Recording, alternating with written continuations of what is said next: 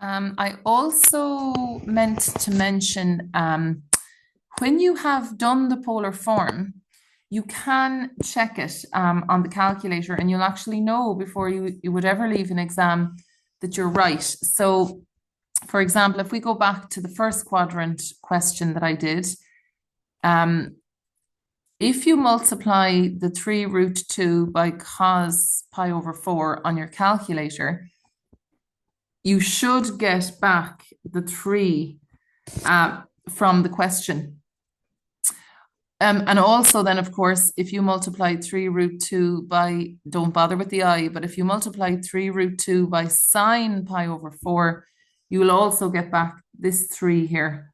So it's a nice way to check that you've done it properly. Same with the other ones. So with question 3, part 3, the real part is supposed to be -5. Is it? Well, I can check it out. If I multiply 10 by the cos of 2 pi over 3, it will actually tell me, the calculator should tell me that it is indeed -5. And if it doesn't, I haven't done it properly. And then you can multiply 10 by the sine of 2 pi over 3. And again, the calculator should come up with the answer 5 root 3. If it doesn't, you've made a mistake. Okay, so in this video, I'm going to have a look at quadrants 3 and 4. So let's pick one here. Again, we can pick any of them really. Let's do, we'll just do part 4. It's probably the one that looks the hardest. So question 3. So question 3, part 4. And that is -2 root 3 -2 root 3i. Okay, so step 1 is always quick sketch. So -2 root 3 is roughly down here somewhere. So join it up, make your triangle, put in your theta. There's your right angle.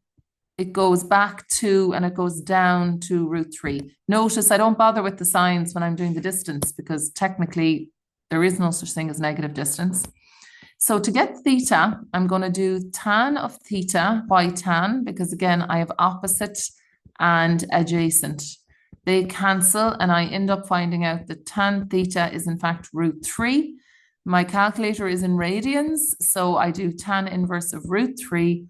Or I can check my special angles table and root 3 is pi over 3.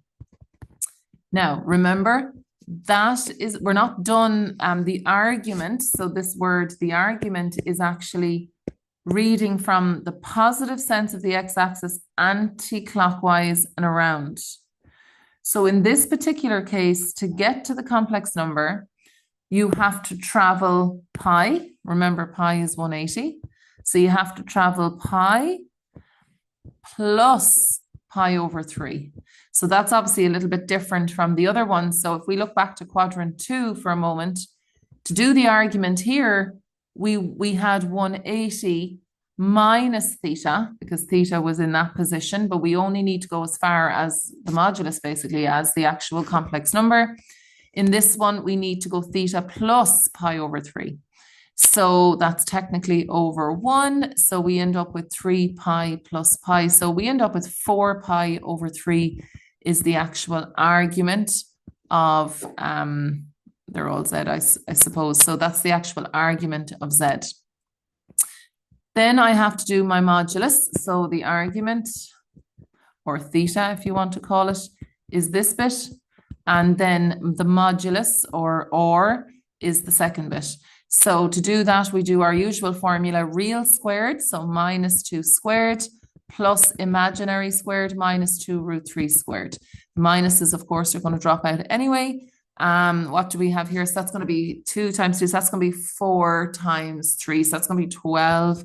So we end up at root 16, which is 4. So putting it together, polar form is or cos theta plus I sine theta. So it's 4 cos of 4 pi over 3 plus I sine of 4 pi over 3. Let's check it on the calculator, like I said. So I'm going to multiply 4 by the cos of 4 pi over 3. And I'm expecting it to be minus 2, which it is. Why minus 2? Because that was the actual question.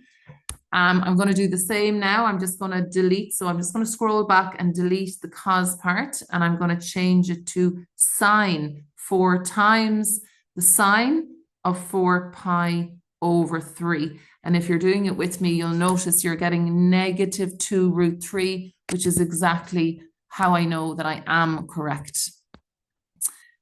Just to mention as well, when you're doing these questions, you'll notice in the back of the book, in the solutions, some of your arguments are going to look different than the back of the book. The reason is because in the textbook, they often read it anti-clockwise. So they end up using minus pi. In other words, they're going clockwise from the x-axis. Both methods are technically acceptable, but by definition, the argument is from the positive sense of the x-axis.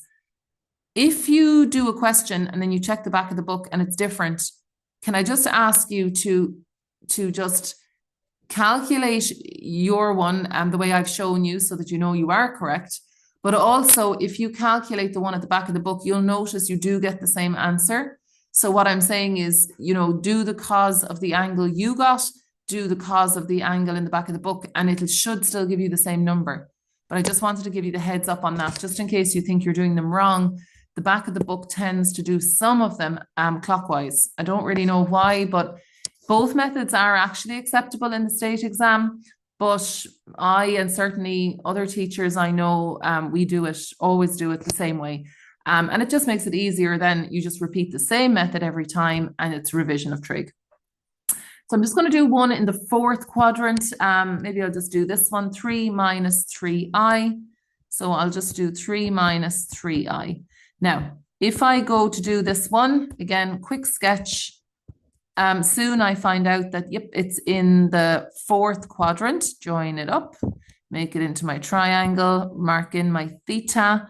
It's 3 here and it's 3 here. Again, I don't bother with the sign when it comes to distance. I'm going to use tan again, tan theta. Teachers often annoy opposite over adjacent. So tan theta is 1.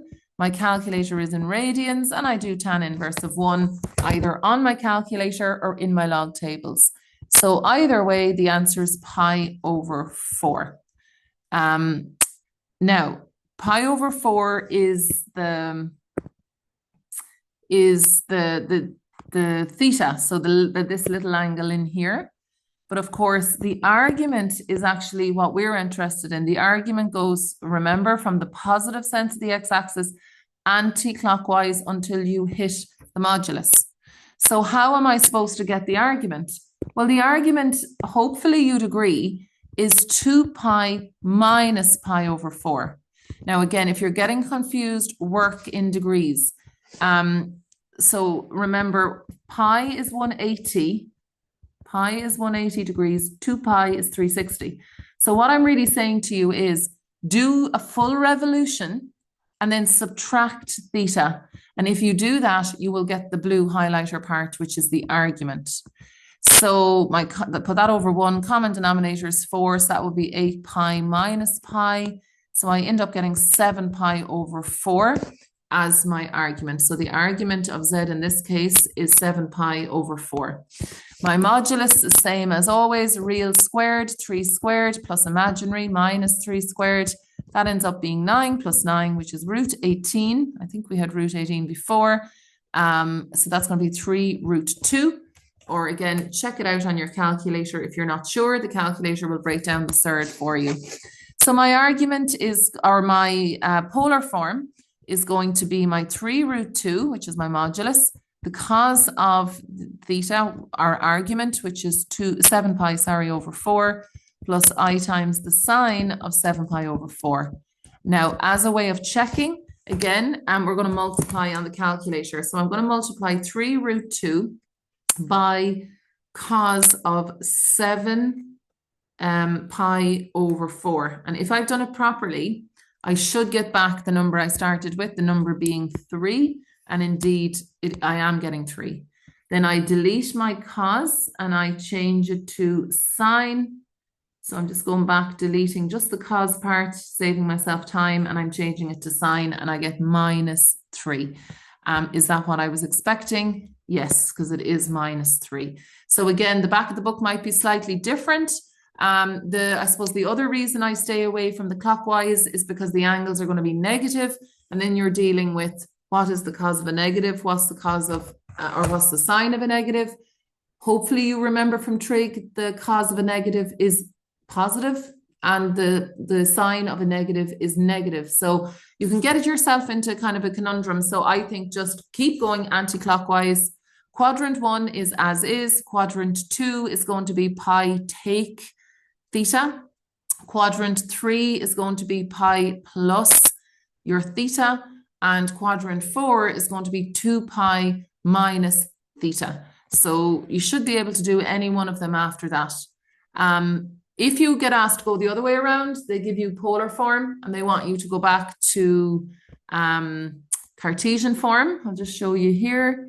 So let's say they're any of question 6. If you were doing question 6, all you're doing is calculator. You're basically multiplying √2 by cos pi over 4, get your number. You then multiply √2 by sine of pi over 4, get your number, and obviously just make sure you do attach the I. So you basically already know how to do that because we've been doing that to check our answers from earlier.